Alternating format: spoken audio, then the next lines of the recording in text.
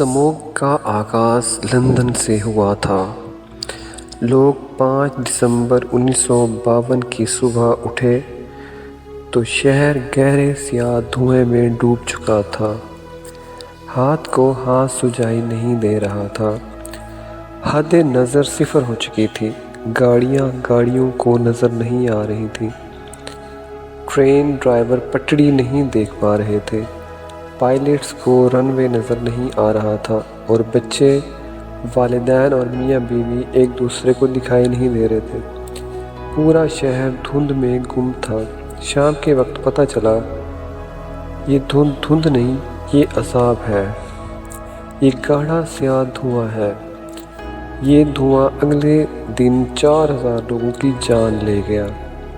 لوگ کھانس کر دم توڑنے لگے۔ لندن کی سماجی زندگی رک گئی۔ ٹریفک بند ہو گئی۔ ٹرینیں معطل ہو گئیں۔ فلائٹس منسوخ ہو گئیں۔ دفتروں اور اسکولوں میں چھٹی ہو گئی۔ شاپنگ سینٹر بند ہو گئے اور لوگوں نے گھروں سے باہر نکلنا ترک کر دیا۔ شہر میں سناٹا تھا۔ یہ سناٹا ایمبولینسز کی آوازوں سے پنچر ہوتا تھا۔ قبرستان بھر چکے تھے اور ہسپتالوں میں مردے اور بیمار دونوں ایک بیڈ پر پڑے تھے۔ یہ عذاب 5 دن جاری رہا۔ 9 دسمبر کی رات بارش شروع ہوئی اور فضا آہستہ آہستہ دھل گئی، لیکن اموات کا سلسلہ جاری رہا۔ دسمبر کے آخر تک لندن کے 12,000 لوگ انتقال کر چکے تھے، جبکہ 1.5 لاکھ لوگ دمے، آشوب چشم، ٹی بی اور نروس بریک ڈاؤن کا شکار تھے۔ ماحولیات کے ماہرین نے تحقیقات شروع کر دیں۔ پتہ چلا 5 سے 9 دسمبر کے دوران لندن کی فضا میں روزانہ 1000 ٹن اسموگ پارٹیکلز پیدا ہوتے رہے۔ ان میں 140 ton hydrochloric acid, 14 ton fluorine compound اور 370 ٹن سلفر ڈائی آکسائڈ شامل ہوتی تھی۔ یہ تمام مادے صحت کے لیے انتہائی مضر تھے۔ ماہرین نے سوچنا شروع کیا، یہ تمام پارٹیکلز آئے کہاں سے تھے؟ پتہ چلا یہ 750 سال کی غلطیوں کا دھواں ہے۔ یہ سلسلہ 1200 عیسوی میں شروع ہوا تھا۔ 750 برسوں میں لندن کی آبادی میں 10 گنا اضافہ ہو گیا۔ جنگل کٹ گئے، ندیاں اور جھیلیں ختم ہو گئیں، گاؤں دیہات شہر میں آ گئے، کھیت کھلیانوں کی جگہ ہاؤسنگ سوسائٹیاں بن گئیں، صنعتی انقلاب آیا، شہر میں ہزاروں فیکٹریاں لگ گئیں، بجلی ایجاد ہوئی، کوئلے سے چلنے والے پاور پلانٹ لگ گئے، ٹرین سروس شروع ہوئی، ٹرام آئی، گاڑیاں آئیں، تعمیرات شروع ہوئیں۔ دوسری جنگ عظیم نے بھی دھواں اڑایا اور آخر میں لوگ بھی آلودگی پھیلانے لگے۔ چنانچہ لندن کی فضا آلودہ ہوتی چلی گئی، ہوا میں آکسیجن کم ہو گئی۔ یہ سلسلہ چلتے چلتے 1952 تک پہنچ گیا۔ سردی شروع ہوئی، لوگوں نے اپنی انگیٹھیوں میں کوئلہ جلایا، لاکھوں ٹن دھواں پیدا ہوا۔ یہ دھواں 750 سال کی آلودگیوں میں مکس اپ ہوا، دسمبر کی دھند میں ملا اور گہری دبیس اور سیاہ گیس میں تبدیل ہو گیا۔ یہ گیس 5 دن شہر کے اندر گھومتی پھرتی رہی۔ ماہرین نے اس دھند کو اسموگ اور فوگ 2 لفظ ملا کر اسموگ کا نام دے دیا اور لندن کے اس سانحے کو گریٹ اسموگ آف لندن قرار دے دیا۔ ماحولیات کے ماہرین نے اسموگ کی تشخیص کر لی۔ اب علاج کی باری تھی۔ علاج کی ذمہ داری کنزرویٹو پارٹی کے ایم پی سر گیرالڈ ڈیوڈ نے لی۔ یہ شریف خاندان کی طرح بزنس مین اور کارخانے دار تھے۔ یہ 1950 میں سیاست میں آئے۔ یہ گریٹ اسموگ آف لندن کے دنوں میں ہاؤس آف کامنز کے تازہ رکن بنے تھے۔ یہ اٹھے اور لندن کی فضا کو صاف کرنے کا پلان بنانا شروع کر دیا۔ یہ ماہرین کے ساتھ مل کر 4 سال منصوبہ بندی کرتے رہے، یہاں تک کہ انہوں نے 1956 میں کلین ایئر ایکٹ بنا لیا۔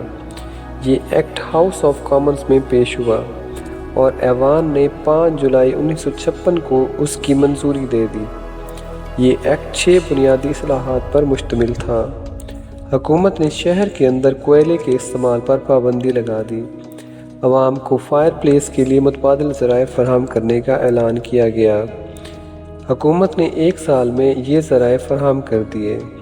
ماڈرن ہیٹنگ سسٹم اسی ایکٹ کی پیداوار تھا۔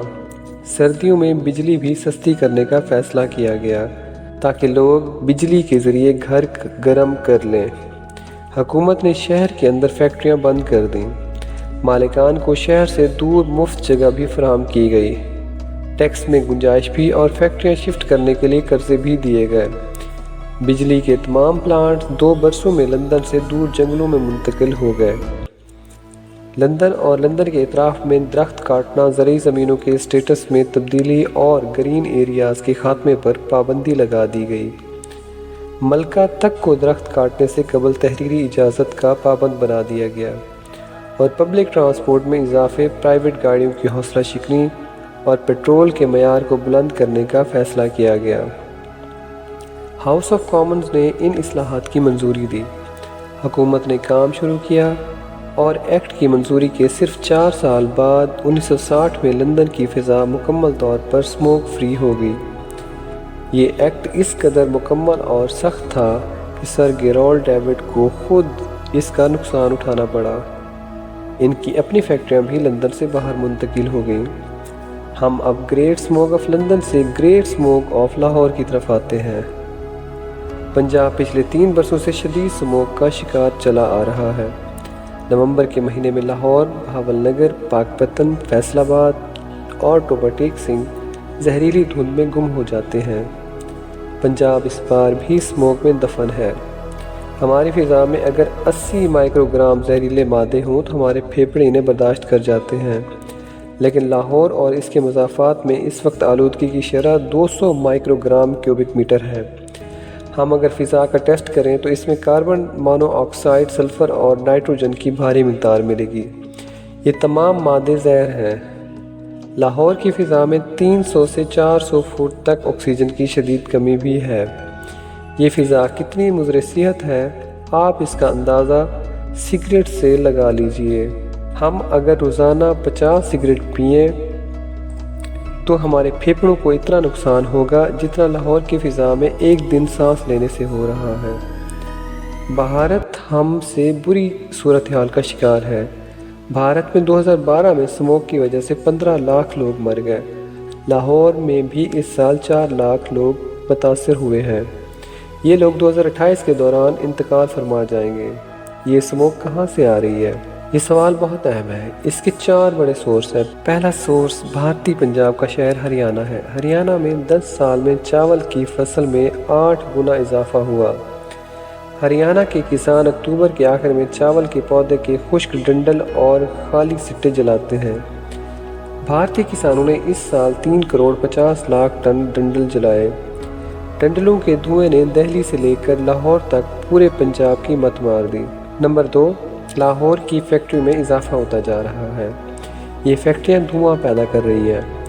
3، حکومت نے لاہور کے گیت و نواح میں درجن کے قریب بڑے پاور پلانٹس لگائے۔ بجلی کا ایشو ختم ہو گیا لیکن فضا آلودہ ہو گئی۔ اور چوتھا سورس گاڑیاں ہیں۔ لاہور شہر میں 10 لاکھ گاڑیاں ہیں۔ ہمارے پیٹرول کا معیار انتہائی پست ہے، چنانچہ یہ گاڑیاں چلتا پھرتا اسموگ ہے۔ ان 4 سورسز کے علاوہ بھی سورسز ہیں۔ لاہور میں ٹائروں کو جلا کر تاریں اور تیل حاصل کیا جاتا ہے۔ شہر میں ٹائر جلانے والے سینکڑوں احاطے ہیں اور سیال کوٹ ریجن میں بھی اس موسم میں مونجی کی باقیات جلائی جاتی ہیں۔ لاہور کی آبادی بھی پھیل رہی ہے۔ مضافات میں جنگل، کھیت اور کھلیان بھی ختم ہو رہے ہیں اور دیہات بھی۔ آپ لاہور کے گرد ہاؤسنگ سوسائٹیوں کا ڈیٹا نکال کر دیکھ لیجئے، آپ سر پیٹ کر رہ جائیں گے۔ یہ ان سوسائٹیوں کا کمال ہے۔ ہم اب سبزیاں، پھل اور اناج بھی چین سے امپورٹ کر رہے ہیں۔ ہم امرود، تربوز، آڑو، کینو اور آم بھی درآمد کر رہے ہیں۔ چنانچہ لاہور تیزی سے اسموگ میں ڈوبتا چلا جا رہا ہے۔ یہ ایک حقیقت ہے، ترقی کا جھنڈا لاشوں پر نہیں لگا کرتا۔ پنجاب اگر اس ترقی کے ہاتھوں بیمار ہو گیا یا لوگ اگر مرنا شروع ہو گئے تو یہ ذمہ داری بہرحال پنجاب حکومت پر جائے گی۔ چنانچہ ہماری درخواست ہے پنجاب حکومت فوری طور پر کلین پنجاب کمیشن بنائے، فضائی آلودگی کی وجوہات تلاش کرے، اصلاحات کرے، اسمبلی سے منظوری لے اور لاہور کو لندن کی اسپرٹ سے صاف کرنا شروع کر دے۔ لاہور اور اس کے گرد و نواح میں اصلی شجرکاری کرائے، فیکٹریاں باہر شفٹ کرائے، گاڑیوں کی تعداد کنٹرول کرے، پیٹرول کا معیار بہتر بنائے، کوڑا، ٹائر اور کوئلہ جانے پر پابندی لگائے اور درخت کاٹنے کی سزا متعین کرے۔ حکومت کلین ایئر لندن ایکٹ سے بھی مدد لے سکتی ہے اور یہ بھوٹان ماڈل کو بھی اسٹڈی کر سکتی ہے۔ یہ بھارتی حکومت کے ساتھ مل کر دھان کی باقیات جلانے پر بھی پابندی لگا سکتی ہے اور یہ بچوں کے سلیبس میں ماحولیات کا مضمون بھی متعارف کرا سکتی ہے۔ یہ اقدامات ضروری ہیں ورنہ دوسری صورت میں پنجاب بالخصوص لاہور ایک ترقی یافتہ قبرستان بن جائے گا اور اورنج لائن ٹرین مردے ڈھونڈنے کے کام آئے گی۔